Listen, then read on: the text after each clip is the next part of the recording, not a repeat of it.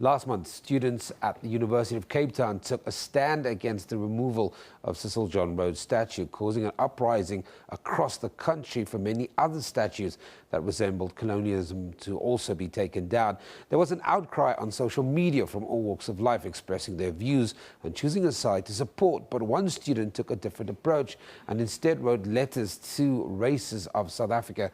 Joining us now from our Cape Town studio is Busi Mjiyakho, and she joins us from our Cape Town studio. Busi, I hope I didn't butcher your name too much, your surname. But let's start off this conversation by why the different approach? When the majority were in chorus about one thing, you chose to have a completely different view on the subject. Hi, Sam. My surname is Mjiyakho, but I'm used to people getting it wrong all the time. I got it wrong too.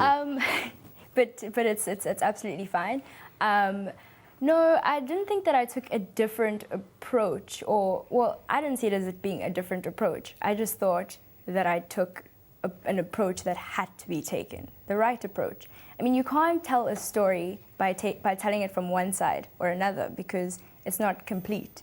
You can't address a group of people and not address the rest, because what you get then is a division. And so you need to first establish that, okay, you may see yourselves as being on two different sides. These are your issues, and then these are your issues. And now, get over your issues, come together. We have issues that face both sides, both groups. And so I think that was necessary to first establish, because, I mean, I know people complain about why are you separating, why is there division, but initially you have to establish the fact that people do see themselves as being divided. You have to establish the fact that, okay, there's division, but now we need to be able to find that unity throughout the division. In an age of social media where most people find their rhythm or what they want to say in 140 characters, you chose to put down online letters. Why the online letters? Why not just snippets? Because this initially wasn't supposed to be like, like letters in an official sense.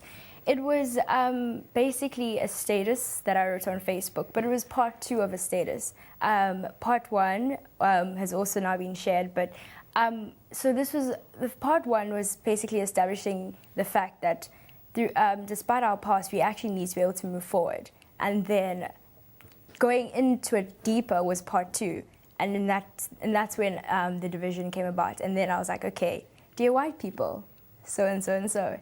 Dear black people, so and so and so. And then, dear government, because we have elected you and you're supposed to serve us. You're not supposed to be working against us.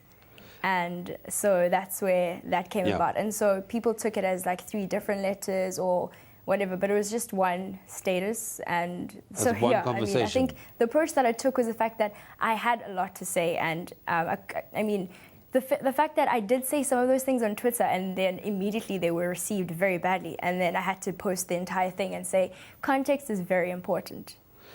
Let's talk about... And so you can't just say things like that. But see, let's talk about context very quickly, because you do talk in your letters about white privilege and a sense of black entitlement.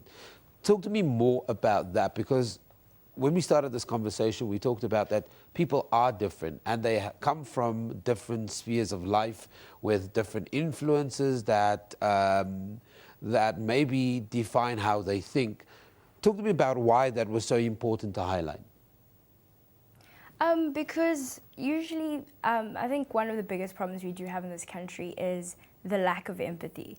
People can understand their own problems and they can relate to people who have similar problems, but they can't look beyond their own spectrum and they can't go to the other side and say, okay, this person might be facing these types of problems and this is why. And so I think that you need to be able to establish what type of problems people have. I mean, we are all South African, but 1994 did not change a lot of things. Okay, the rules were changed, the regulations were changed, but society did not necessarily change. And because of that, there's still great division. And just kind of covering all of that by saying we're a rainbow nation is not actually productive for our country, because we hide behind this fallacy of the fact that we're all a rainbow nation, but there are so many underlying issues in communities, in white communities, in their own circles. They speak a certain way, and there's great distrust in black communities. They speak a certain way, and because of that, because these issues aren't being voiced, people don't understand that they have white privilege. Black people don't understand that they have a sense of entitlement. They think, okay, because of apartheid, I now deserve this and this and that. White people are like, no, well, I wasn't born during apartheid, or I wasn't alive then, I wasn't the government, I didn't do anything wrong. Why should I feel guilty for what I have? And it's not about guilt. No one wants anyone to feel guilty. We need people to understand that in 1994, there wasn't a reset button. There wasn't an equal leveling to a sense. Everyone started off at different places, and you need to understand that, okay, I started off here and here because of the past injustices. I started off here because of what my family was able to get, despite everything. Yep. So I think that needed to be established, the white privilege and the black disadvantage, and then the black sense of entitlement and the white sense of, we don't want to be guilty, we need to just move on, and you can't move on until you talk about it. But see, we're going to leave it on that very powerful note, and I think many people in different sectors of our society will agree with you that we can't move on until we sit down and talk about it. Busi Mjiyakho, who wrote one letter separated in three parts to, as you put it, the white part of South Africa, the black part of South Africa, and to government as well. Now, let's